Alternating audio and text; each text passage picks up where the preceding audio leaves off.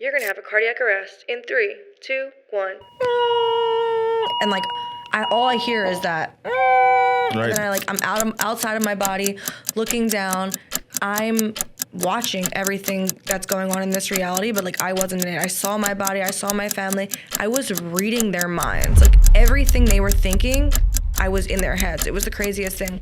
Then I'm on the other side, looking down, and my whole life, they say your life is a movie, your life is a movie. Like I saw my whole life in seconds. Father God, Lord, we're just so thankful that we get to come together for this opportunity. I'm so thankful that you brought Rena here, that you were able to allow this opportunity and connection to happen, God, because we know that the enemy was definitely trying to keep this from happening, and that, you know, that we were just able to utilize this platform for good. We're able to be vessels for you, God. We're able to reach and touch the world and spread hope and kindness and love. And we're just, once again, just so grateful for this opportunity. And we love you. We need you. And we thank you for this opportunity, and we pray this in Jesus' mighty, mighty name. Amen. Amen. Thank you. So, guys, we're here for another episode of the Discipline Legacy podcast. I have this beautiful young lady, Miss Rina Flaco. Met her about a month ago, I would say, at an event, a personal development event, and got to follow her story and see what she's got going on. Just amazing woman of God. She's in the fitness industry. I definitely thought that her story would be amazing to showcase here. And with all I had to do was ask, and she definitely said she would do it. And like I said, there was I feel it a lot more that the enemy tries to stop things from happening, because, you know, God, he knows that this is for God's will, God's purpose. So Absolutely. Super amazing to have you here. I'm so grateful. Thank you so much for having me. I'm excited to be here. Yeah. So tell us a little bit about yourself. Tell us how you got to where you are, where you're at right now in your life. I don't even know where to start. Where do I start here? I would say like just a little bit of your history, because people know you for who you are right now, right? So like I would say that, you know, folks see me, they're like, oh, I can never see you as like the person that you said you were, or you know, that, you know, everybody has a little bit of struggle of adversity, but just start with your like childhood and then. Okay. Where you're from. And yeah, absolutely. So I'm from Philadelphia, Pennsylvania. I'm raised in like a really tight-knit Italian family. We're very close. Eagles? Go Birds, baby. I didn't even have to ask. I was like, she said Philly. I already knew. Yeah, exactly. And we're loyal as it gets, right? I don't got nothing against Eagles fans. I'm a Dolphin fan. So okay. Jets. I don't judge. It's fine. But... So, yeah, we grew up very close. I grew up going to Catholic church, so I always believed in God, but I didn't always follow him. You know, I was actually dancing with the devil for years, which I'll get into. I grew up as an athlete, so I grew up playing soccer my whole life since I was 4 years old, and my plan was to go to college for soccer, and in freshman year, I actually got too many concussions. Really? Yeah. And that. How do you get a concussion in soccer? I mean, I guess you can. I am the most aggressive player. Really? Like, yeah. It was like anytime someone needed something, they'd be like, "Send Rena in," and I was like the girl that would always get in fights. But you were like headbutting people or something. That's what I was doing. Really? Yeah, I was. Like purposefully, or just like because you were just so aggressive? Okay, so I used to have like bad anger management. Okay, and what would happen is on the field, we would always be up, and the girls would be like saying under their breaths, you know, things to really get me. And I'm like, okay, I'm going to pretend to go for the ball, but I'm going for her head. Like, I've done it so many times. Wow. Yeah, it was crazy. But I will share this. So the last game I will never forget, it was my first game back after being out for 3 months from my last concussion. And I was like, when you're on the sideline and you're watching the team, like my team was doing so bad. And they were like, Rena, like, can you get in it? If we put you in, do you promise you will not touch your head? Like, I said, I promise, put me in. You get like a helmet, the only one wearing a helmet. Right? And that wasn't a thing back then, you know? So I was like, I promise you, I'm not going to touch my head. I'm just going to go for the ball.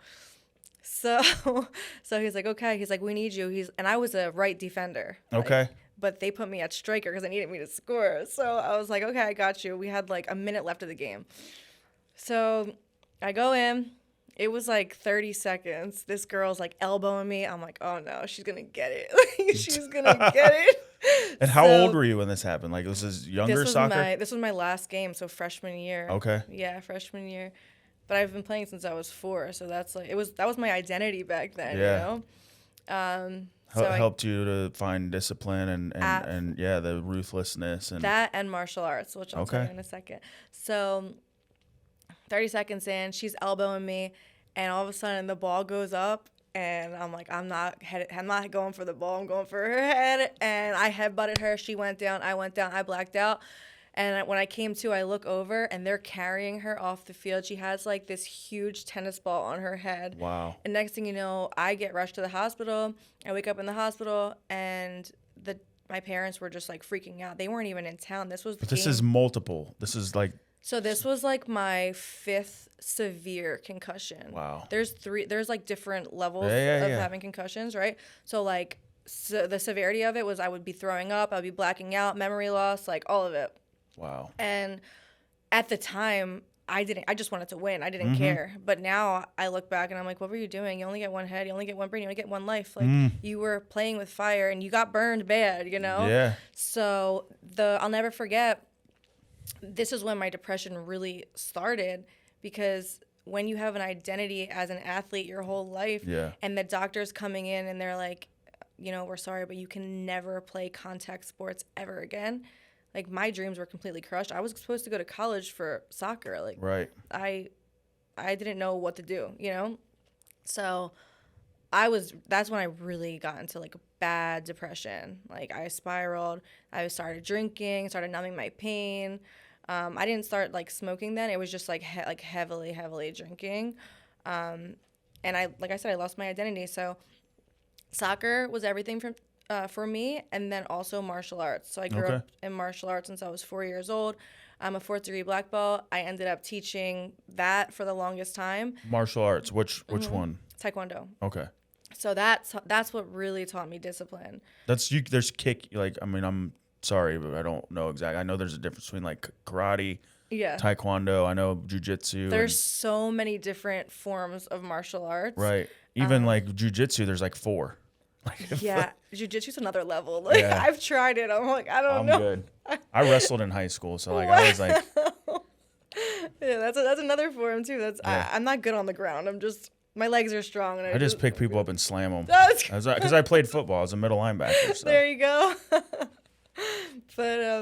it's so funny. Yeah. So from that taught me discipline. Yeah. And ever since that injury, I spiraled. And I lost everything that I knew, and so you stopped martial arts as well. Obviously, I mean, it's a contact sport. Yeah, so I was actually a world champion, so I would go all over and compete in sparring, because I had that anger, so it was my outlet. I was gonna say that, like, did you have like a punching bag? Because like most, a lot. I feel like the grandbaby that lives with me right now, Jasmine. I think she's gonna be a little fighter. She has a feisty personality. Yeah, that's how I was, and it was cool because me and my brother did it together, and we were very, very competitive, and he was my little brother, so I had to show him what was up. But it's funny because this was so crazy. I would always fight girls. Obviously, I'm a girl. There's this one fight I will never forget. I was in Atlantic City, and growing up sparring with my brother, I was like, yeah, let's do it.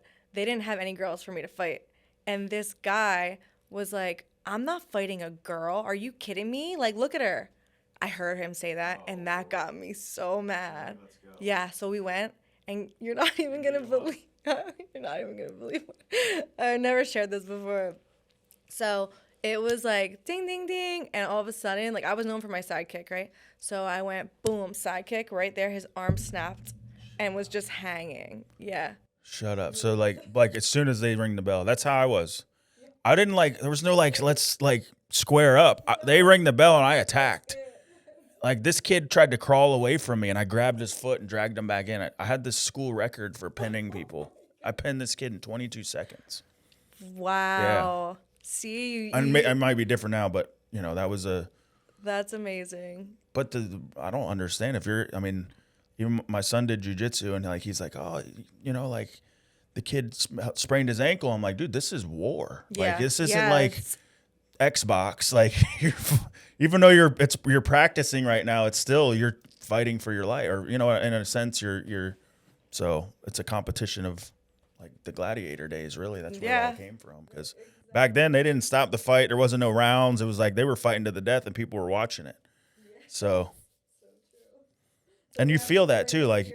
You can identify with it, I'm sure, with like the feelings that you get before a fight. Like same thing, like I guess when you're fighting somebody that like a street fight, but the butterflies. It's worse, I think, with competitive sports and competitive fighting because you already know you're fighting somebody, and most of these guys like professionally are like they're friends with each other too. So like you're like, oh, I'm getting ready to go in there, and you just get this like feeling of like I'm getting ready to go to war, but not everybody on earth has gotten to experience that, and I think when you have.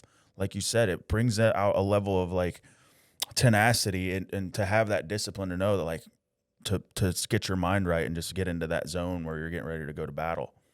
It's so true. And I love that you said that too, because mindset is everything. Yes. And I always watch the UFC fights, and I love one thing that Conor McGregor, he always says, the mind is so powerful, and he'll always say, I'm the champion, I'm the best. There's a bunch of fighters that do that. Yeah. I didn't realize I was doing that at such a young age. You have to prepare yourself. If you believe it, like, you can achieve it. It will happen. I used to sit on the baseball field before the games, and I would be over there. Everybody else would be like throwing the ball, whatever. And like, I'm sitting there like Indian style, like telling myself like, I am good.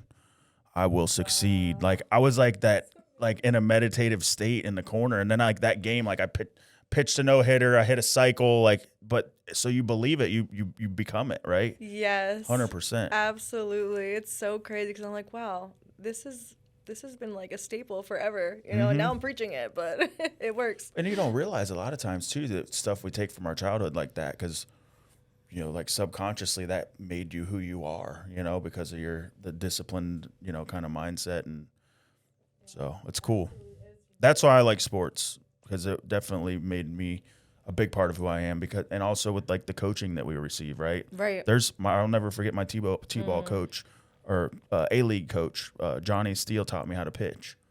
And he ended up passing away a few years later from a heart attack, but I'll never forget him. Like, I see myself wearing that green jersey when I was like 11 years old, and him like showing me how to lift my leg up and how to like use the like physics to kind of swing your leg out and get the best, the fastest pitch. And but you remember that stuff from your life, like. It's so funny.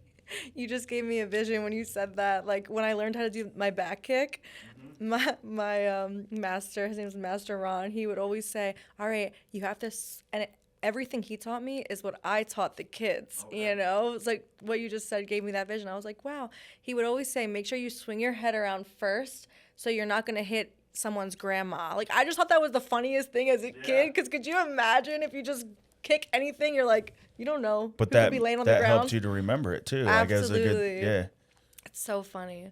But let's go back to the story, because my ADHD brain, I just go all over the place. So it's all good. So with them telling me I can't play sports anymore, that's how I fell in love with bodybuilding. Okay. So that was I was 20 years old, and my aunt was a professional bodybuilder, and I always thought bodybuilding, like, just huge meatheads, and I never thought it could be a girl sport. And she was like, Rena, you're so disciplined. She's like, you're muscle belly. She's like, I've never seen a 20-year-old with, the muscle that you have. I always had really big quads and definition. Mm-hmm. And she's like, I'm telling you, like, I really think you'll like it. So I started training with her, and I just fell I just fell in love with it. I fell in love with it. So at 22, I was like, okay, you talked me into it. Let's, it's me versus me now. I'm not competing against anybody else. And I think that's the most powerful thing that you can do. Every single day we're competing with ourselves. It's an I sport instead of a we sport. Yes. I had no choice. I couldn't do the other, but it was beautiful. That was the journey to it. I fell in love with it. And I got on stage at 22. Really? And she actually hooked me up with one of the best coaches in that industry. And I didn't realize how intense it was going to be. I realized the training would be very intense, but I feel like the mindset and the way that they push you, like, my coach was a little bit abusive, Like verbally? Yes. Or very. like, it's like, no, like, no, very verbally abusive. Okay. I'm And, that guy that I need that. Like, I need somebody to not I've always sugarcoat needed it. that too. I'm like, but when you're in prep, I don't know if you've experienced this, like you're very sensitive. Really? Because you're starving yourself for 4 months, basically, you know? So Yeah. every little thing is affecting you. So I've never done like, even when I wrestled the higher weight class. So like, I never cut weight. I've always been, I was like eating more. These guys are trying to lose weight and I'm like trying to make it to the next weight class. Oh, so you were fun. You were probably always I was happy. good. And even like now, like even, you know, always, even through high school and playing sports, it was I didn't care if I didn't see I never saw my abs. You know what I mean? I still always had a little meat, little thickness. So it was like, I never got to experience the weight cut or I guess, and that I remember them kids, they were tore up about it. Like it would mess with your mind for sure. And I think the bodybuilding part that I fell in love with the most is that like, I noticed that, let's say like I wanted to work on my traps. So whenever like, and that's bodybuilding, right? So you're able to focus on certain parts like, hey, my shoulders look good, but the back of it is a little smaller than, you know, my biceps make my shoulders look small. So they used to joke with me, they call me bis, tris, and chest in high school because that's all. I always had big legs, but like I didn't skip leg day, but there was always, you know, and they're like, what do you just do bis, tris, and chest all the time? It's like, so like I became a bodybuilding specialist a few years back, a couple of years ago. And that was the part that I fell in love with is like, I really want to work on my quads or I really want to work on my calves and to be able to see the results. I love that. Yeah, my favorite thing too with that whole thing in the bodybuilding world is like thoughts create things. Mm-hmm. And I was once, after my first show, I backfired. I was 200 pounds. I'm 5 foot. So like I was big, right? Everyone was like, she's too far gone. Like she'll never get back.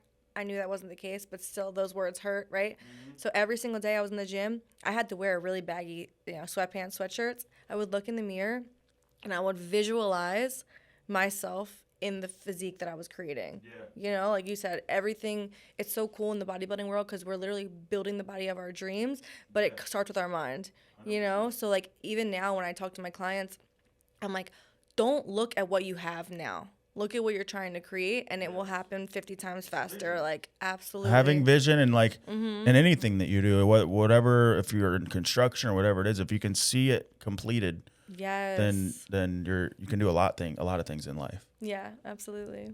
And that's why I think bodybuilding and the discipline of sports and stuff kind of helps you in life as well. Yeah, for sure. I love that. It's facts. Yeah, it is. It's amazing. So bodybuilding, and then that was, how old are you now? 32. Okay. So from 20 to now you've been doing that or? So, okay, well, this is when it gets interesting. This is the fun part. Yeah. Okay, so I knew I always had an addictive personality, okay? Yes. Because ever since I was young, when I did something, like I did it. If I said I'm All going to do in. something, right, which I always say now, looking back, addiction isn't my crutch. It's my superpower. Yes. It's a double-edged sword. Absolutely. It can help you and it can hurt you, but it's a matter of how you choose to use it. So I ended up using all the pain as power and literally transforming my life. But before that, like I was dancing with the devil for years, not even realizing. So like I said, after that injury, it was hard alcohol.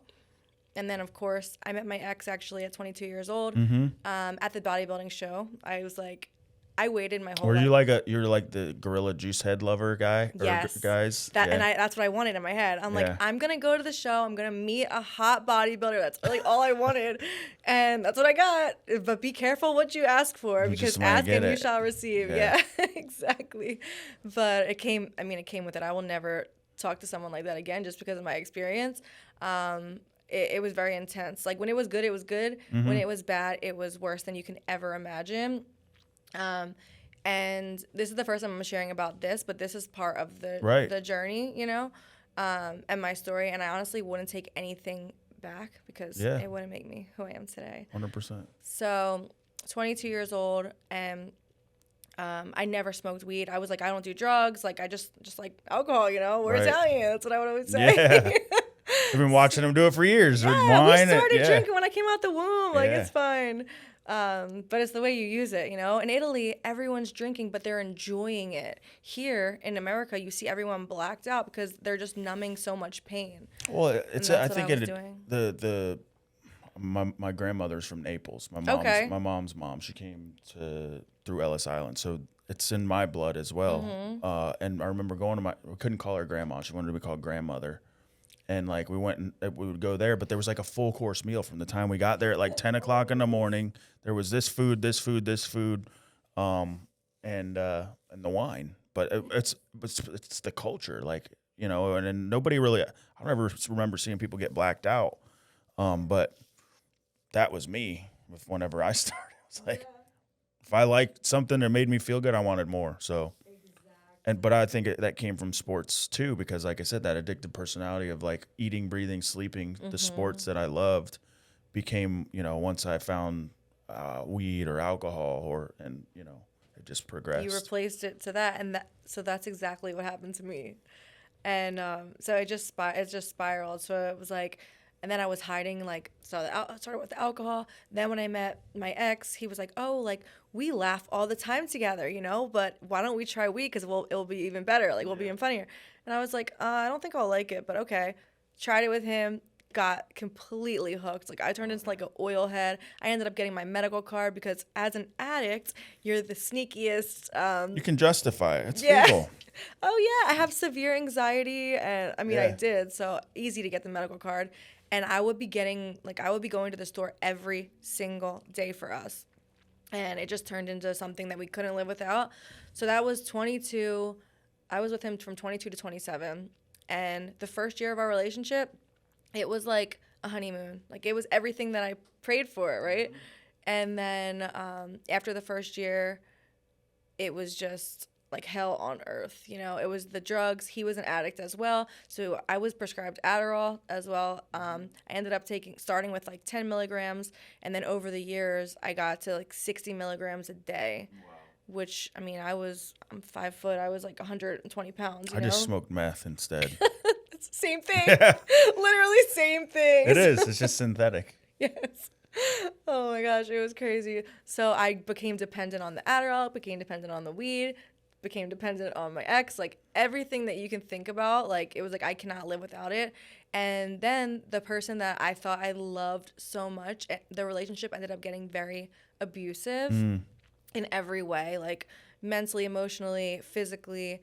And I was always like a really strong personality, and people would look at me and be like, you would never let a guy disrespect you. Right. Because I would disrespect you so much more back. Like, you're not going to treat me like that. Like, I'm the kindest person, but if you disrespect me, we're going to have a problem. And that's the fighting background, right? But when you're in it, you can't say that. Like, I remember looking back, I was like 21 years old, and my friend, she was like, oh, I'm in a abusive relationship. I'm like, are you stupid? Leave him. Like, what's wrong with you? And I never understood it until I got in it. And then I'm like, never say never. Because, well, like you said it. You said the dependent part, right? And it's hard because until somebody tells you that about yourself, like I never knew what codependency was.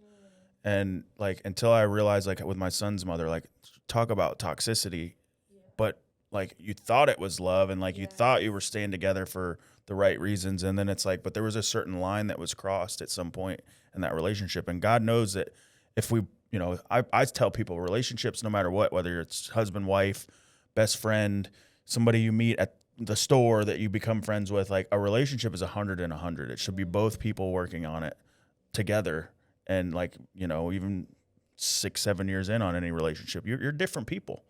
You're different than when you met. So like you have to understand and realize that you have to grow and change with that person.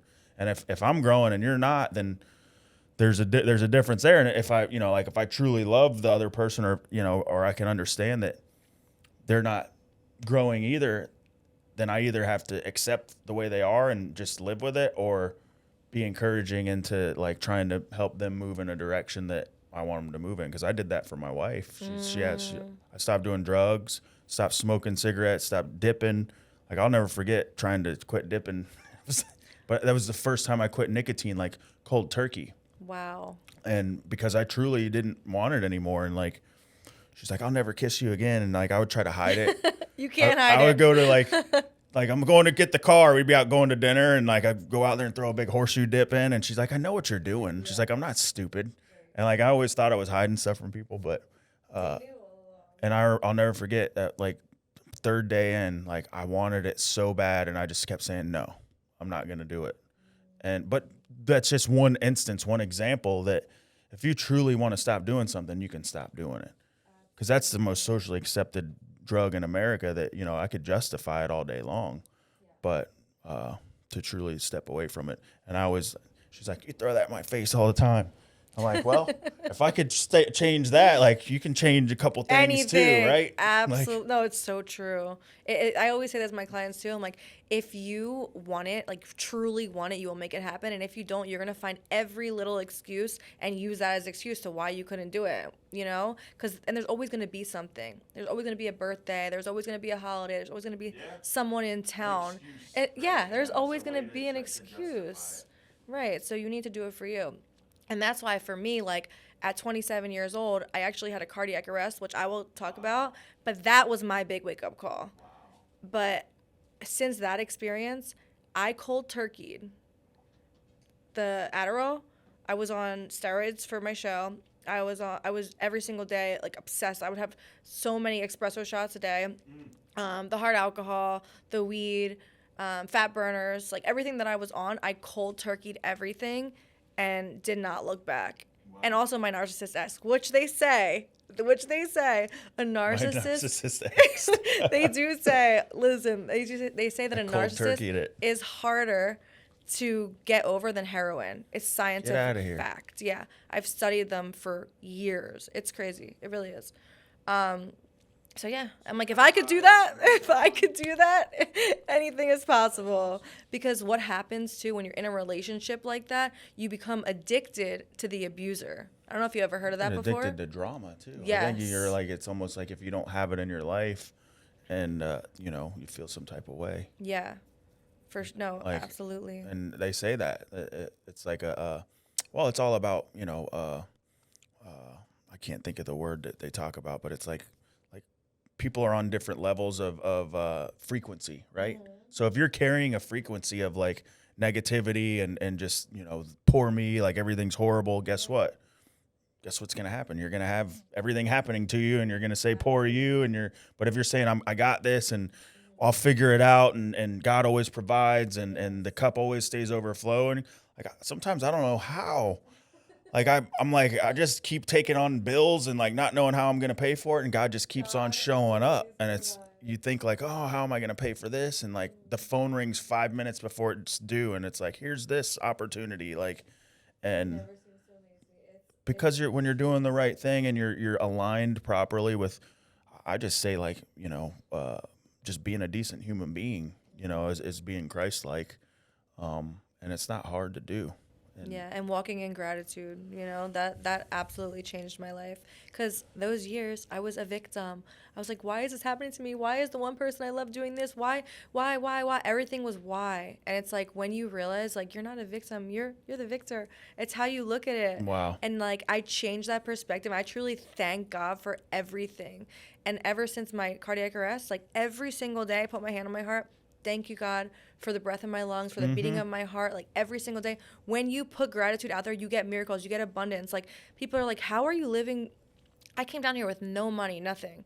And God has just been providing one step after another. Like it's amazing how we ended up 100%. connecting. Like everything is driven by God. And like I saw my life with God and without God, and I will never, ever go back. Like this way is so much better, Where would you say like your kind of walk and growth into your faith? Because obviously like Catholicism is, it is what it is, right? Being in the Catholic religion, like I kind of was raised in that. It's so proper and prim, and it's different than just like that's religion, right? So the spiritual walk, where would you say that kind of was like took off for you? Because you have an amazing like glow when it comes to that. And, thank you. That's the best compliment. Truly, it's all God. Like glory to God. And for me, people are like, Rena, how did you get so religious? And like I don't I consider shut myself people off. Yeah, I'm like, religious. religion? Like, I'm like, I am not I religious. cuss at least 10 times a day.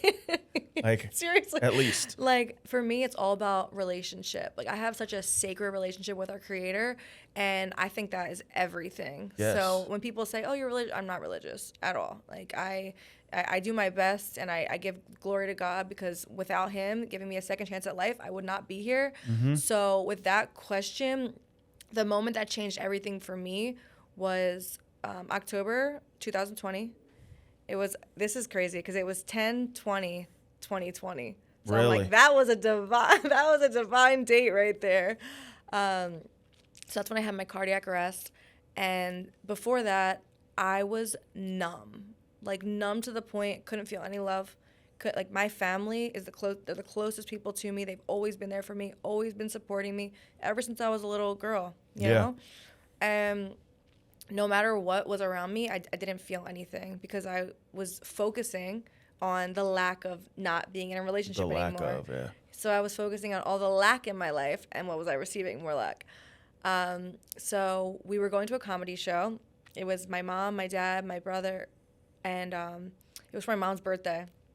And I wasn't drinking anymore, so I stopped drinking in June. And I was like, okay, I'm good. Like, I'll smoke here and there. Mind you, I used to smoke like 4 backwoods a day. Yeah. So I was like, okay, I'm not drinking, but we're going to a comedy show, so I need to smoke. I can't go sober. Like, such an addict mindset. Gotta laugh. Gotta laugh more. Are you kidding Yeah. me? So my brother was a big pothead. So my parents were like, okay, as long as she's not drinking, because that was her real problem, you know? So we go out, we're smoking the backwood, and we go to leave, and there was like this much left. And I was like, stop the car. I need to get out one more time. I need to hit the last of it. My parents were like, there's nothing in there. I'm like, just stop the car. So I jump out of the car. I smoke. It was like, there was nothing. It was ash. So I smoked the rest of it, get back in the car, and all of a sudden, it was like something came in my head and was like, Rena, you need to say you're sorry to your family and you love them so much. And mind you, I wasn't high. I used to smoke four times that. Right. So I'm like, what is going on? Like, what? Like, I was like going crazy. I'm like, something just said something to me. And my mom was next to me. And she's like, are you good? And I'm like, yeah. So 30 seconds go by. You have 30 seconds to say goodbye to your family, and you're so sorry. Really? Yeah. This is when I started getting very, very spiritual after this experience. That's why I'm telling you. I've never shared this before, like this. So, and I was like, what the heck? So I rolled the window down because I was freaked out. All of a sudden, you're going to have a cardiac arrest in 3, 2, 1. And like, all I hear is that. Right. And then I'm outside of my body, looking down. I'm watching everything that's going on in this reality, but like, I wasn't in it. I saw my body. I saw my family. I was reading their minds. Like, everything they were thinking, I was in their heads. It was the craziest thing. Then I'm on the other side, looking down, and my whole life, they say your life is a movie. Your life is a movie. Like, I saw my whole life in seconds, ever since I was a little girl. Everything, like all the love that I was given, like because I was numb, but I felt all that unconditional love. Then I saw every time I used something to take me away from this reality. Anytime I said, because I was the girl that was always like, one more drink, one more smoke, one more guy. Let me just text him one more time, like just one more. Like, I was always that girl. And so I saw in seconds, which makes no sense in this reality that we live in, but you see everything in seconds. So I saw everything, all the mistakes or the choices that I made in seconds. I saw my life in seconds. Then I was shown me taken to the Atlantic City Hospital, them trying to revive me, and them telling my parents that I didn't make it. And I saw my parents' reaction in seconds. Again, I saw all of this happen. How did they handle it? Like, were they like, you were in the back seat, they just saw you like they didn't know what was going on. And so, but obviously they got you to the hospital. And no. This is how is a spiritual experience. Like, this is crazy. I went to the cardiologist a few days after, and they were like, we don't know how you're here today. This is a miracle. Really? So what happened was, but you saw this whole story of I saw everything. Like, you went to the hospital, but you never did. Because I chose to come back. Wow. So that's like the spot in between death and life that everybody talks about. And this was the craziest part about it. This is what really showed me that we are not our thoughts and our mind is not us. Because my mind, if I listened to it, I would not be here today. Yeah. So what was happening, I couldn't hear anything. I couldn't hear them talk. I couldn't hear anything in this world. But I was like listening to their minds. So my brother's like, oh, she's just high. My dad's just like not thinking anything. My mom's like, don't throw up in my new car. Like she. And you're like dead. You're like, yes. She's worried about vomit in the car. That's exactly what she was thinking. I'm like, this is crazy. She doesn't know. They didn't know what was going on. Wow. So my head's like out the window. My mom's I'm laughing now. It's not funny, but like, hindsight, you can laugh. You can laugh now because it's been 6 years. But that's amazing. So the craziest part on the other, so I saw that. Then after I saw them not being able to revive me, God showed me my funeral. Wow. He showed me my funeral, and it was thousands and thousands of people. Like, I think he was showing me this to show me how loved I really, and I keep seeing love, to show me how loved I really was. Mm-hmm. Just because I lost someone that I thought that I loved, look at all the love that you have around you. Look at all the people that are showing up for you. So I was shown that. But the pain of my parents, the pain that they went through, me seeing that their life would never be the same without me, I was like, I need to be back then. Then I actually heard God. Like, I heard God. I felt God. He said to me, you have so much more to do here on this earth. It's not your time. But I had the choice, meaning I had something in my head telling me, it's okay, Rena, go to sleep. Go to sleep, Rena. It's okay. Go to sleep. You're at peace now. You don't have to struggle anymore. You're at peace. Just close your eyes and, like, you're safe. As I'm closing my eyes, it was the most peaceful, blissful, like, incredible feeling. Right. That was pulling you in that direction. Were you saved at this point? This is what saved me. Okay. Yeah. So that was the enemy trying to... Yeah, I got the chills. That was the enemy. Yeah. That was the enemy. And that's what I'm saying. Your mind is... That's what he uses. He uses your mind. Mm-hmm. So then I realized what's happening. Rena, the angel and the devil. And that's exactly what's happening. Like, Rena, wake up. You're dying. You're dying. No, you're not. You're safe. Go to sleep. No, you're dying. You're dying. As soon as I was about to fully let go and listen to my mind, I hear my mom in this realm. The exact second that I was about to let go, she yells, hold on a little bit longer. And I'm like, you're dying. Wake up. So I said, God, it's not, you're right. It's not my time. I need to come back for my family. He said, I'll let you back if you promise to never use anything again.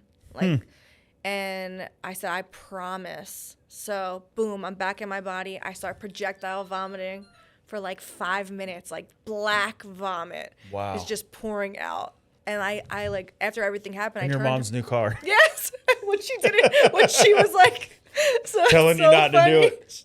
I was like, and then they realized my body was ice, turning colors. My lips were blue, and they were like, oh my God, pulled over. They realized what was going on, and I said, Mom, like, why did you say hold on a little bit longer? She's like, because I didn't want you throwing up on my new car. I was like, I'm like, you saved. But just the timing, the timing was so divine. Because I was listening to my mind, which was not me or God. It was the enemy. Wow. So that's the moment I realized, oh my gosh, like we are not our thoughts. Like our mind is actually. And what ended up happening with the cardiologist? Like they told you had a cardiac arrest? Yeah. They did all the tests and they were like, it's a miracle that you're here today. And you still have like cardiac problems, or is it like? I just went back recently and they said like everything's fine, thank God. But I mean, I don't take any pills. I don't even like taking Advil. I don't drink coffee because anytime and you're clean, you don't. Yeah. Nothing. Absolutely. That's it's awesome. Been 6 years, and every time I feel a little bit of anxiety, I still get severe PTSD. So that's why I don't drink coffee from the experience, because I felt what it was like to have my heart go out. And then there was no, worse feeling than that. So, yeah, I mean, glory to God. That's the reason. So not even caffeine? No caffeine. Wow. And I was, mind you, I didn't tell you this. That day, it wasn't just the backwood. I had 4 scoops of pre-workout that day. 4. With the 60 milligrams of Adderall. I had 5 espresso shots. I had 2 Monsters. So I was asking for a cardiac arrest. People tell me, like, they joke because, you know, like on the Monster, it says like only drink 2 per day. Yeah.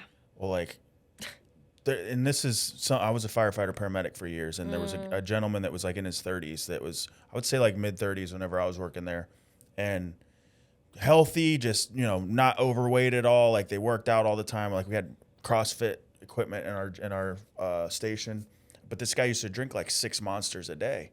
And like even now, like with the time that we're in, like these energy drinks and stuff haven't been around long enough to see how long-term effects happen. But this guy had a cardiac arrest in the station. Say, wow. From and who knows what if it's the tyrosine or if it's the caffeine or if it's just. But I've experienced, like they call it PVCs, like premature ventricular contractions, like where you just feel like your heart skips a beat. And you can, from energy drinks and stuff like that. I'm not gonna say I don't drink energy drinks anymore, but I use it as a tool, right? Like I use it for pre-workout, for focus, for you know getting me pumped up at 4 o'clock in the morning whenever I don't want to get out of bed, but I don't drink coffee after that because I know It's so crazy. I've experienced that too, like and the people, flutter. they tell me that. They're like, oh, you drink 400 milligrams of caffeine. And it's like, well, I used to smoke meth. So there's that. Like my heart's been through a lot worse. Yeah. Like not justifying or whatever, but like, you know, the muscle itself is there's some of the things I put myself through. I'm surprised that I'm still here. But I can identify with that. Like, I don't think I had the out-of-body experience, but I definitely had, like, the divine intervention with God, like, the first time. And I don't not necessarily say, like, from that point on I changed, but definitely the seed was planted to know that there was something bigger and beyond this realm, this universe, and the spiritual realm that was there with me, like, had his arm on my back. And the whole never alone thing, right? Like, where you look back in hindsight and you can say, he was there with me, protecting me the whole time. It's amazing, truly. I remember just like laying in the shower, crying myself to sleep, and that's why I say like God rescued me from the trenches. Like if it was not for Him, like that, you know, I always say the rejection is your protection. You don't realize it at the time, but like I was crying, begging for help because oh my God, I cannot do this on my own. Please help me. And what did He do? He got me out of that relationship. He's nurturing every single day. It's like I see His hands in everything, and you don't realize it at the time, especially when you're using, you're escaping the reality, you're numbing yourself. But God never left; He's always there. And it's funny because God actually blessed me with the gift of dreams and visions, and I've always had that. I've always been very connected to the spiritual realm, like more so when I had that near-death experience. It was like the veil was lifted, and I was receiving all these messages, right? And I will never forget one of the biggest wake-up calls that I had when I was heavily into drinking. I was a functioning alcoholic, so I was running a 5-star salon. No one knew. I was the only person in that salon at the time, which is crazy because I had my clients, my aunt's clients. My aunt had stage 4 cancer, so I went to run her salon. Of course, like, leaving my needs, I'm like, I don't care. Let me go help someone else, you know? So I was working 7 days a week, but I was so miserable coming home to, you know, an abusive, toxic relationship, and he wasn't working. So I was the sugar mama. Never again. Taking care of him. Taking care of him in every way. And so, yeah, I would come home miserable, go to work miserable, 7 days a week, just living for other people. And I would manipulate myself. Like you said, with the energy drinks, like I would do that, but with alcohol. So at first I would start pouring the Baileys, the Fireball in my coffee. Oh, wow. Yeah, it went from that to then having like the Arnold Palmer iced teas, you know them? So I would go from the coffee, then I'm like, I'm just going to have iced tea with a little kick, you know? And I would start with 1 a day. That came to 2, 3. I was having 6 a day. Then the one day I remember I had 12 a day. Yeah. And you're still working. And I'm running a full functioning 5-star salon. I'm doing amazing. Like I am like I'm you thought you were. No, I did. No, you did? I look at the picture. I was a master colorist. It was all God because I was not there, you know? But that's you built a tolerance to the point where like you were that's what it was. You were functioning. Yeah. So scary. And so I remember I had 5 minutes. My client's timer was going to go off. Did people know? Did they? No one knew. No one knew. And like later on in life, like you're like, hey, do you remember like? No, I didn't. This is the first time I'm sharing it. Wow, that's crazy. Like no one knew the severity of it. Like, it was really bad. And so I remember I had 5 minutes and I'm like, I need one more drink. I need one more drink. Like, my client's timer's going to go off. Let me run next door and just chug it. I ran next door and God gave me a vision. It was the clearest vision I've ever had. And it was 2 lives. One life, me, an alcoholic, like full, like no family, no money. I was pushing a shopping cart and I was broken and numb like I was in that moment. And the next vision was me, you know, fully into fitness, living my best life. I was down in Florida. I was in Philly at the time. I was down in Florida, just in the sun, happy. Like, I had those 2 visions. It was clear as day. And I was like, okay, God, I'm never drinking like this again. And that was the time that I stopped that. And then from there, all the visions, they just kept flooding in because I chose the right path. Yeah. When I moved down here 3 years ago, I remember I got like my dream job at the time in the fitness industry. And I had that vision that I had those years ago. It was my life that I was currently living down here. I got the chills. And you didn't everywhere. even like you. Now you look back, you're like, oh, that's awesome. No, that truly is a gift, and you should grow that gift.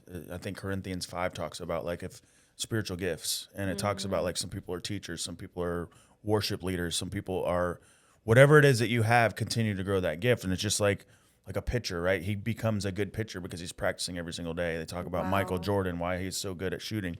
I think it was the Ryan Zofe thing where they had like the actual number. Yes. It was the Kobe, and the actual number of how many he missed. So like you think about that, like it just takes that practice of growing that gift, and then you're walking in purpose, right? So.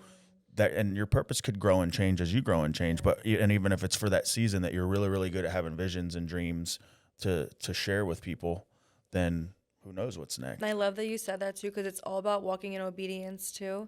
Because ever since my near-death experience, I was getting these visions and these for other people, and I was like, I'm not telling them. They're gonna think I'm crazy.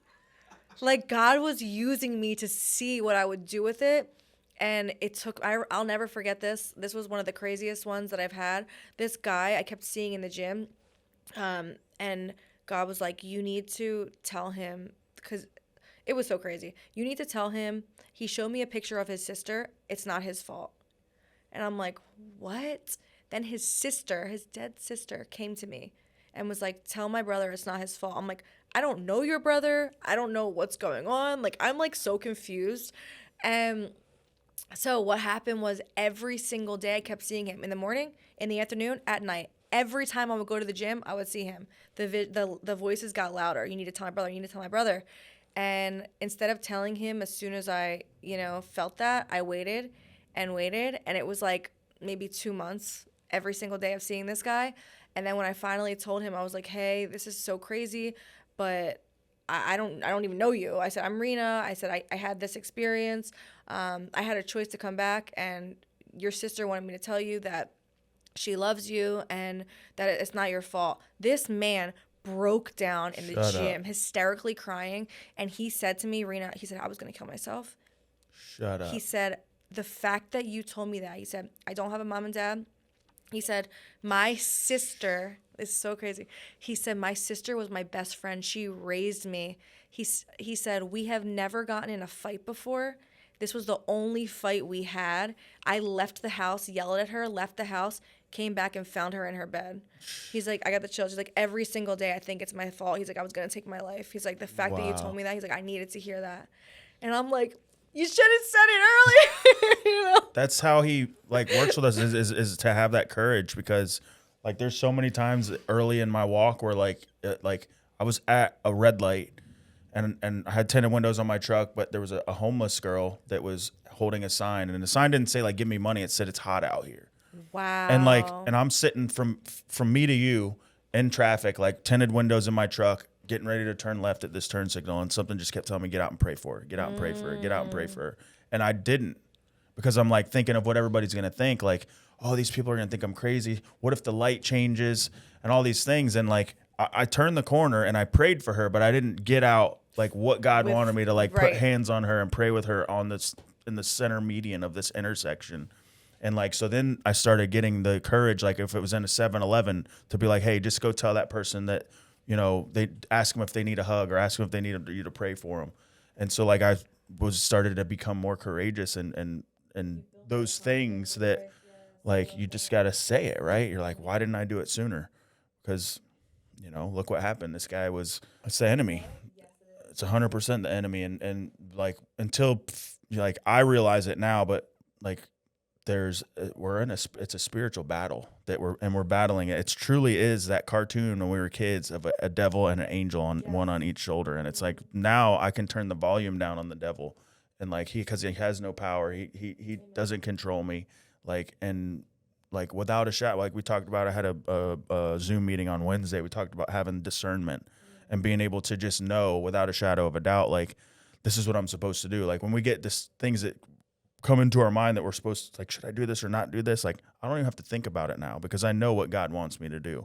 I know that I'm walking on the path he wants me to walk on. So like, before I would get so confused, it was a little thing, a little decision to make, and I'd have to go home and pray and get on my knees and like wait 3 days and ask, you know, and like, oh, there's the answer. Like, but now because of that muscle memory of truly having a relationship and talking to him on a daily basis, I'm not saying like, you know, if I got to stop and think about it, it's usually my will.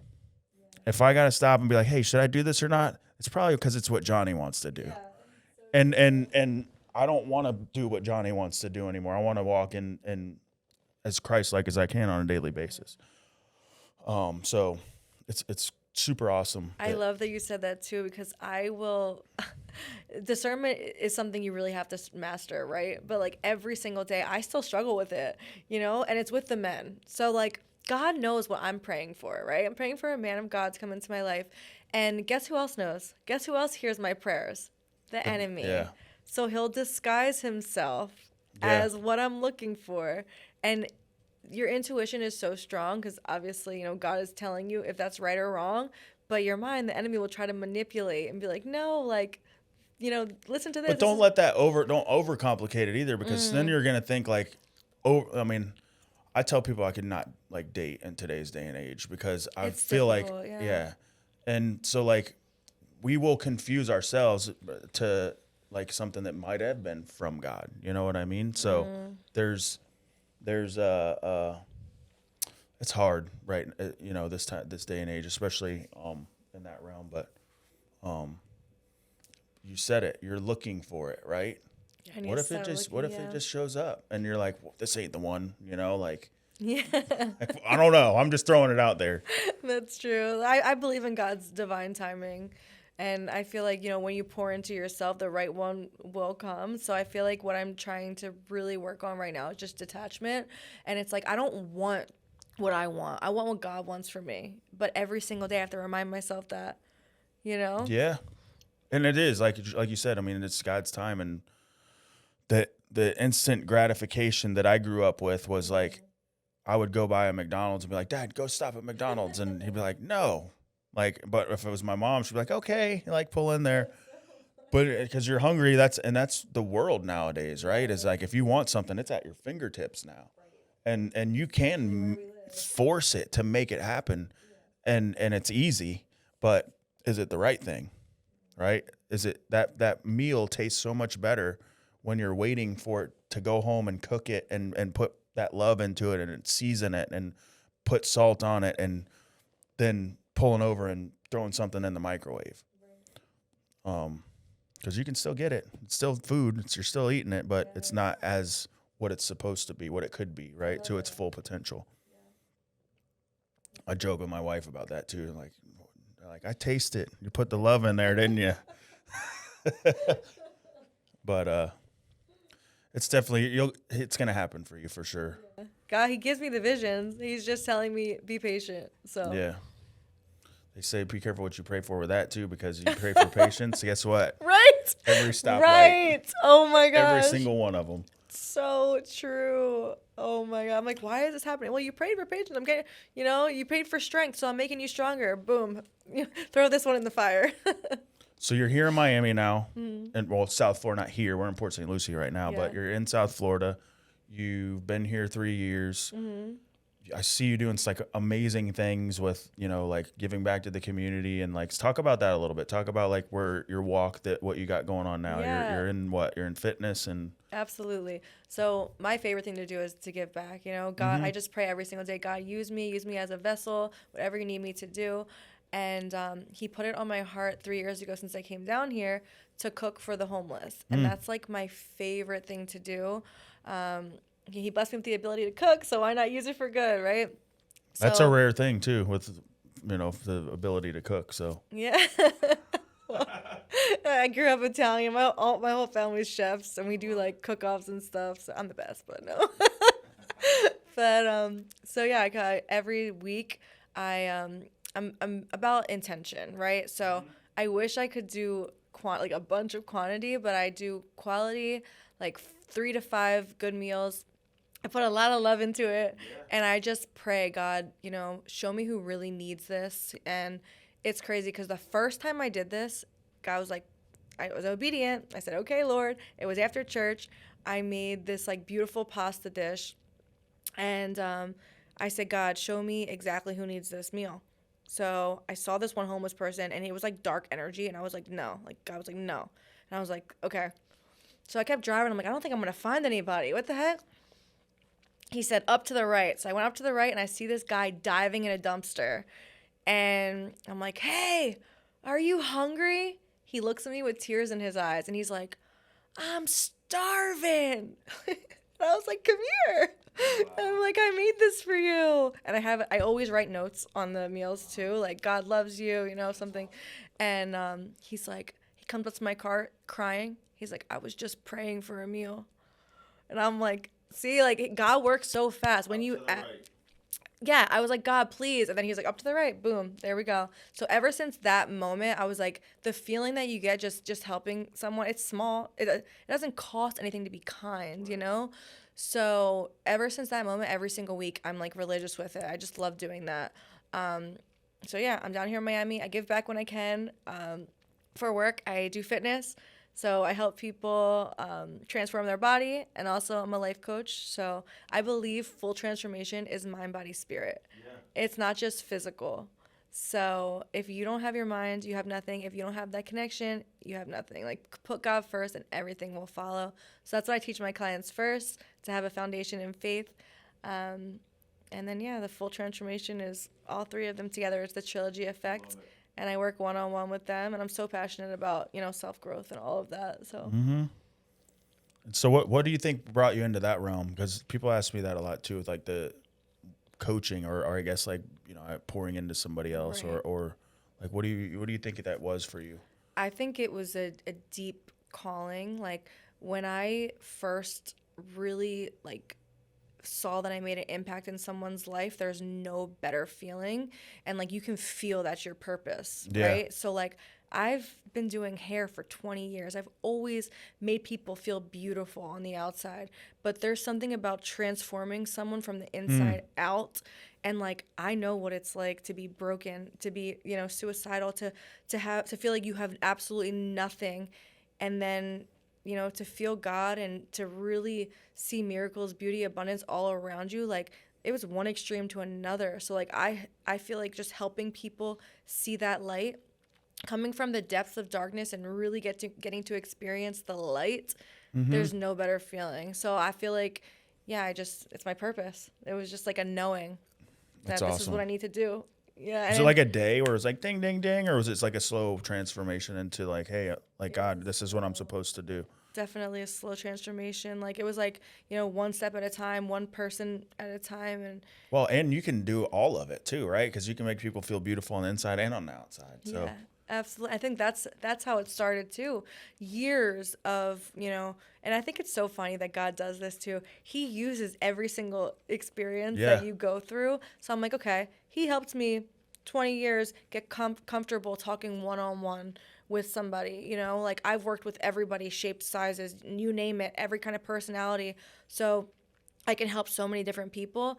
And it's funny because after my experience, God aligned a lot of my clients in the hair industry that have had narcissistic ex, that have been in an abusive relationship, that have struggled with addiction. So he used me, and as a vessel, right, to help these people. And then I realized, okay, yeah, I'm good at hair, but the feeling of actually helping someone's heart when they leave, like Rena, I feel like a different person. Like the smile is such a genuine smile. Yeah.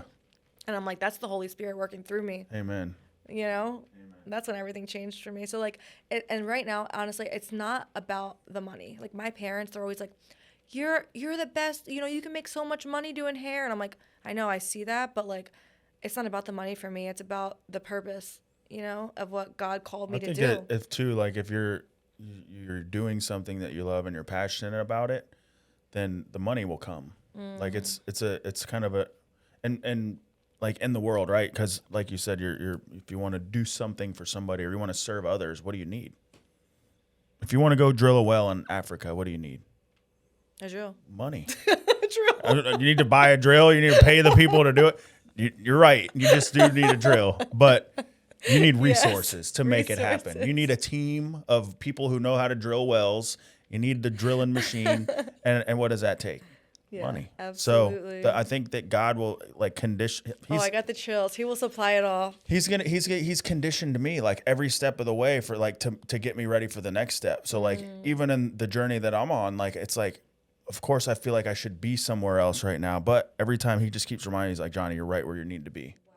Wow. But having the patience and knowing that like it is in God's time and that he is every step of the way you can see like he's like, I'm horrible at technology. Well, I'm not going to say that. I'm good at technology. I was born in 86. So like I was right before Google, before the internet. Like, so I do have that technology niche, but like there's certain things where it's like, he taught me how to use an iPad whenever I first started doing construction work, which conditioned me to be a foreman, which conditioned me to be a superintendent.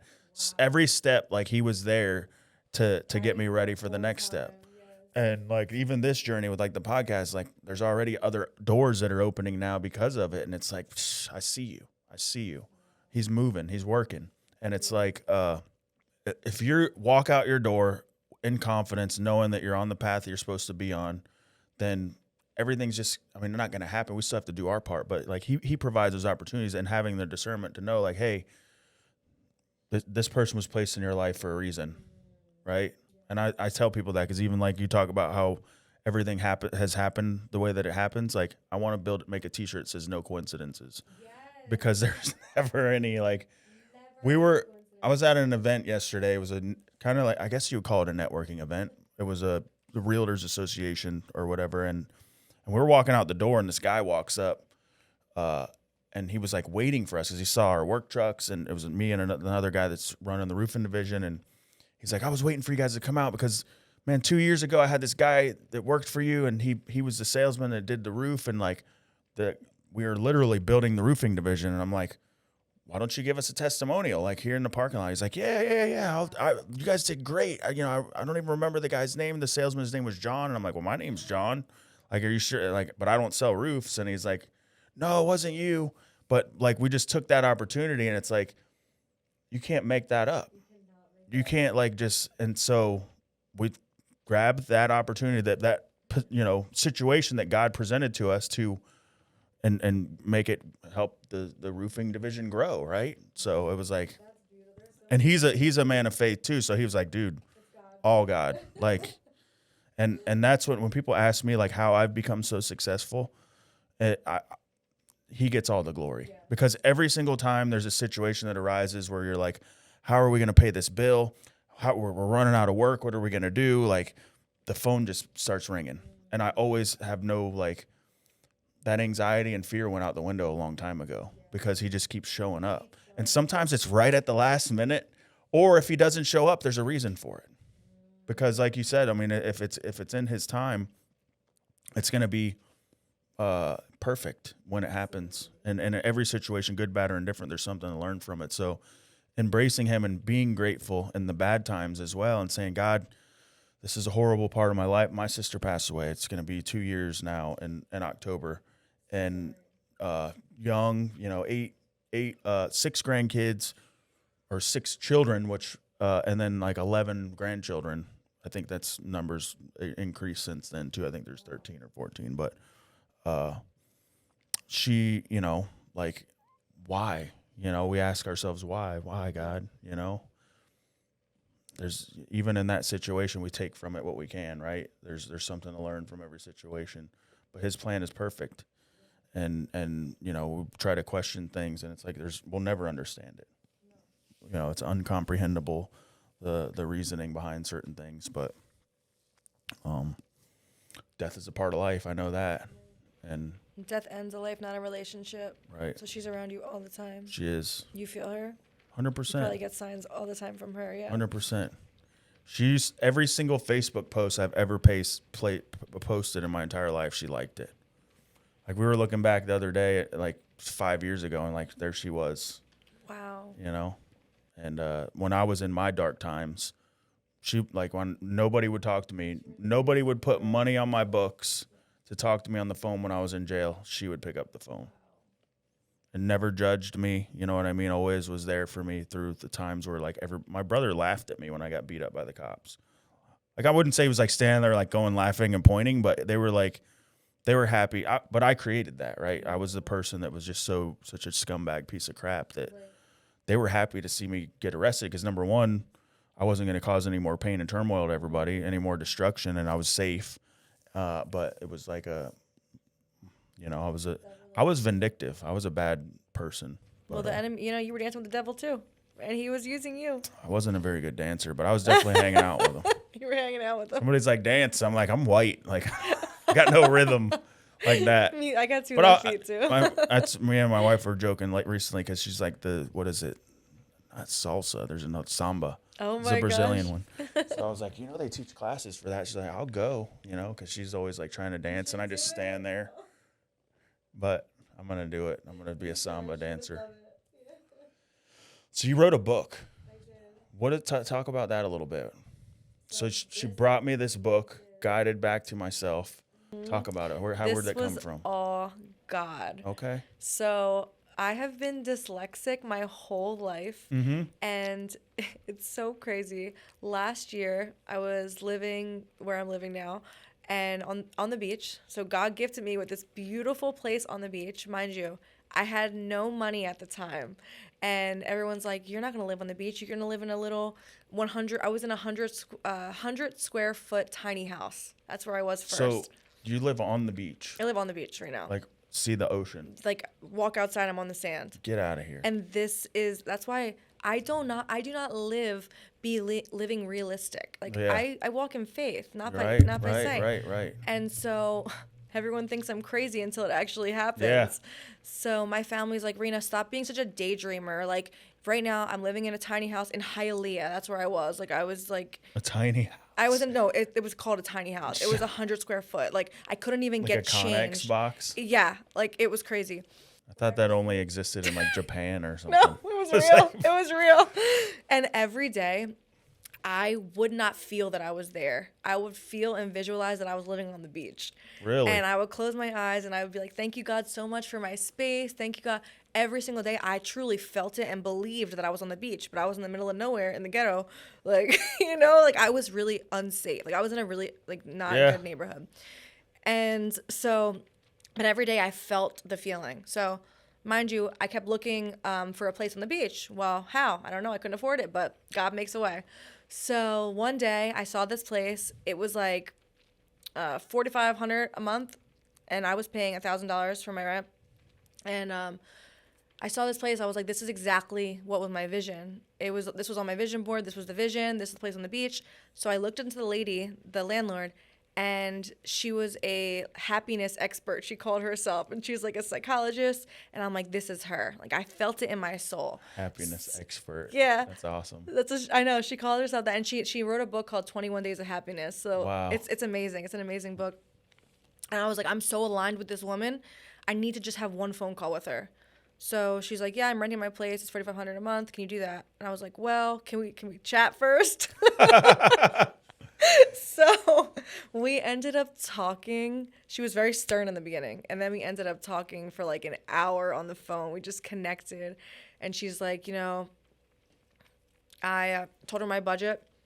And she was like, I've never done this for anyone. She's like, but I feel really called to help you. She's like, I'll do it for like half. And I was like, wow. Like, Wow. it was so crazy. And I'm like, this is all God. So now I'm living in my dream place on the beach.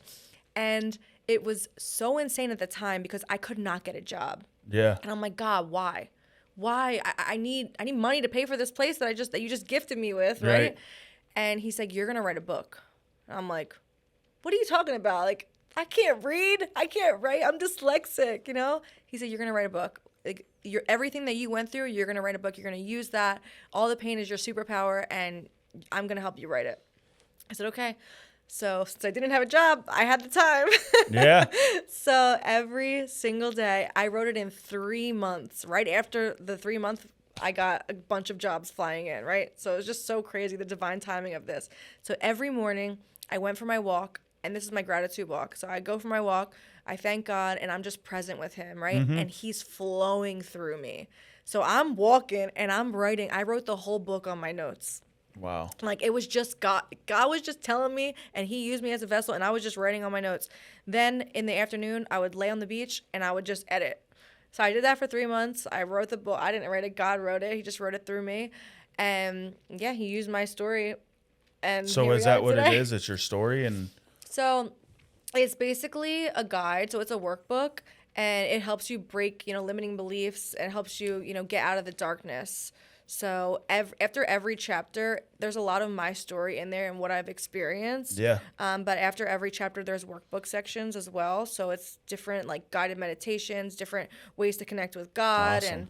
and just what really helped me transform my life. So in that book. your blueprints, things that you've done and have actually worked for you. Absolutely. I love it. Yeah. I love it. Yeah. So I just pray that it gets in the right hands. So And that's the beauty of, like, I think pain. Sometimes we go through things in our lives, and like, pain can either make you or break you, right? You can live and let it be your identity and just live in that, like, I'm, been through this, and I'm like you said, a victim. Or you can say, you know what? I'm the victor.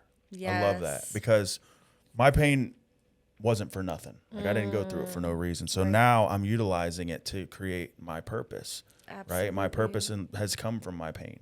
And that's what people can identify with. They can identify with you being authentic and sharing your story and saying, I did this, I went through this. I'm not perfect like everybody else claims to be. And because I did this, now I'm able to be this, which is 10 times better than I used to be. If this guy that was on the streets 7 years ago, can change and transform lives nowadays, like, anybody can do it. And I think and you are too. Like, there's a reason, all of the things we go through aren't for nothing. And more people need to share their story. More people.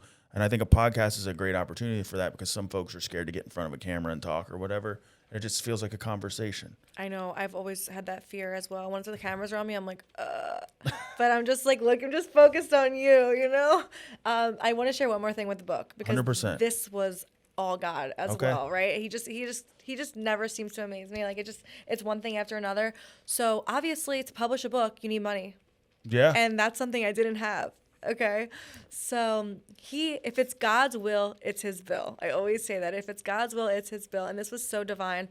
So a Sunday service after my book was written, I was like, Lord, how am I going to get this published? I don't know the next steps. I don't know what to do. I know it's a lot of money. And that service, it was all about, if it's God's will, it's his bill. Just trusting him, if he's telling you to do it, What church do you he go will to? figure it out. I go to a bunch of different ones. Oh, yeah. In No, that's Boca, fine. Yeah, So in West Palm, I go to a prophetic church called Eagle's Rest. Okay. Such a powerful man of God. Like, the prophecies are so real. So Nice. accurate. And then in Boca, I go to Victory Church. Pastor Donnie is amazing. And then in Miami, I go to VU Church. I've seen VU. It's incredible. Yeah. I don't know. French. The energy is unmatched Yeah. in there. Like, I love the worship and the word. It's great. So, I mean, I'm always all over the place. So I have different places. Bible study. I saw that. It's incredible what God is doing through him, for sure. So I'm actually going to that on Saturday. Nice. My first time. Yeah. That's tomorrow. Yeah, that's tomorrow. Yeah. I'm going to be Time down there flies. tomorrow. So Oh my gosh, you should come. Yeah, what time is it? It's at 3:00, I believe. I have a podcast at 3, but Oh, okay. I was going to go to the gym while I was there, boxer. I usually always go every time I go to Miami. Okay, I have an idea. I teach a class at 11:30 tomorrow. You should come. That one, so I'm doing. I got a 10 o'clock, Okay. a 12, a 1, and a 3. Okay, so then you're free after. Yeah. Okay, I got you. Okay. But I might go early to the gym because I dropped my wife off at.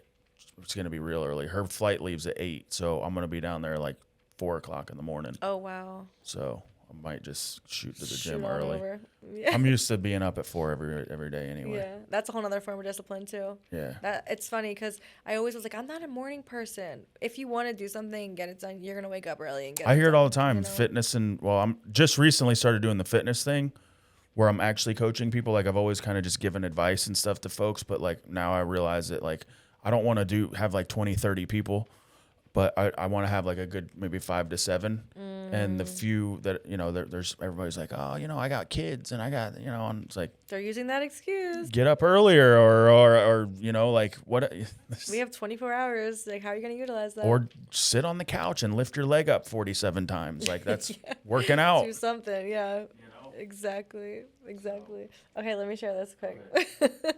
So, I forget where I left off with the book. Oh, publishing it. Yeah. Having Okay, to foot God's the bill. will. Right, the church. Okay. So that Sunday was all about giving it to God. If it's God's will, if it's Bill. So I'm like, okay, this has to relate somehow. 2 days later, my friend called me and was like, hey, Reen, do you want to go to a business conference? And I'm like, I don't know. And God was like, you have to go, that you should go. So I was like, okay. I was like, all right, fine, I'll go. And I felt there was something for me. I thought I was going to meet my husband, but something. I was like, all right, fine, I'll go. So I was on my hands and knees praying, Lord, help me, align me with someone that can help me publish this. Like, just give me the right steps. So you went there intentional. You went there with purpose. Yes, I did. And so I went there, and there was like thousands of people at this. It was like a big event, right? So we get broken up into like 25 people. And we're all telling everybody their name, what you do. And all of a sudden, this guy's like, hi, I'm Nick. I'm a publisher. If anybody needs their book published, I'm your guy. The chills were like all over my body. Like God, he gives me like the head tingles. And he was like, that's your guy. And I'm like, oh my gosh, God, you are so good. So after I went up to him and I was like, hi, Nick, I'm Rena. I said, I just felt divinely called to come talk to you. So we exchanged numbers. That week we met. And he's like, all right, my publishing starts at $10,000, and there's different packages. That's the absolute cheapest. Right. And I'm like, oh. Uh-oh. I was like, okay. So then he's like, but let me hear your story. So we sat there for 4 hours at the coffee shop. Wow. And we just really connected. I was telling him my story, and he's like, Rena, he said, he was in tears. He couldn't believe it. I told him about my ex, everything. And he was like, I just have never done this. He's like, but I feel called to really help you. He said, the bill's on me. Really? Yeah. Get out of here. And I started crying. I was like, God. And then it kept saying to me in my head, if it's God's will, it's his bill. That's right. And I had that vision of the church service. I was like, God, you are so good. Like, that's awesome. So that's how, Nick is amazing. His team is amazing. But that's how all of my vision came to fruition. That's 100% awesome. And so the book is out. Where do people find it? Amazon. Amazon? Yeah, Guided Back to Myself on Amazon. Awesome. Yes. What else you got going on? I'm birthing my life coaching company right now. Okay. So I'm in the middle of that. And I'm excited to work one-on-one. And what is that going to entail? So it's breaking old habits and, beliefs and just really transforming, aligning mind, body, and spirit and stepping into the best version of yourself. And I work with a lot of, obviously, connecting to God, source. And that's number one. And also just creating your own reality is like believing, visualizing. So I work with a lot of like law of attraction techniques as well. Okay. So yeah, it's just one-on-one custom. And then the body portion, you're also doing fitness coaching. Absolutely. So that ties in with my life coaching as well. Right. Mind, body, spirit. It's all combined, the trilogy. I'm kind of moving in that direction now too. Wow. Mine's the 5F. So it's faith, fitness, family, focus, and finances. Wow. I love that. And that my blueprint was the same thing, was to kind of, all my credit was a 300. I didn't think it could get that low. But faith was obviously the foundation. And so excuse me. it's all good. but it's crazy with the path that God puts us on becomes our purpose, right? Yes. So, and now you're doing it. Yeah, and so are you, and I'm so proud of you, and I'm so grateful, that you had me on here. Yeah, I appreciate it too. It's I can't explain it, but it's definitely become something I never thought it would turn into. God definitely gets all the glory for it. Yes. And this message will help people. I know that it will. And that's what we utilize the platforms for. It can be two things, right? You can utilize it for good, you can utilize it for bad, but I think a lot of the more we flood the internet with positivity, we can overcome the negativity and overcome, obviously you see it a lot in Miami, and I've seen it with some of the folks I've interacted with, because you got the creators, you've got, these other ways of having income that just aren't the greatest ways of doing it. And it's like, there's, I think, the opposite way of doing it, right? And that's what I want to utilize this platform for. That's beautiful. And that's exactly what you're doing, And it's crazy too, because I'm like, God, why are you placing me in Miami? And it's for those exact reason. There's so many people that need God. They need to be saved, and He's using us. Yeah. It's beautiful. So definitely. Yeah. All right, where can people find you? So on Instagram, Rina Flaco Fit. Mm-hmm. DM me. That's it. Yeah. Okay. Awesome. So we're gonna post that in the bio, and really appreciate it. Awesome conversation. Yeah, it was great. Thank you so much. And we will, guys, don't forget to like, subscribe, go follow her, go check out her book, Guided Back to Myself. We'll also put the link for that in the bio for Amazon, and I can't wait to read it. I have probably this stack this big of folks that have been on the podcast. I want to bring them in. Oh my gosh, that's so exciting. And then, because I do read them. So, we'll see you guys on the next one. Thank you for tuning in to Discipline Legacy Podcast.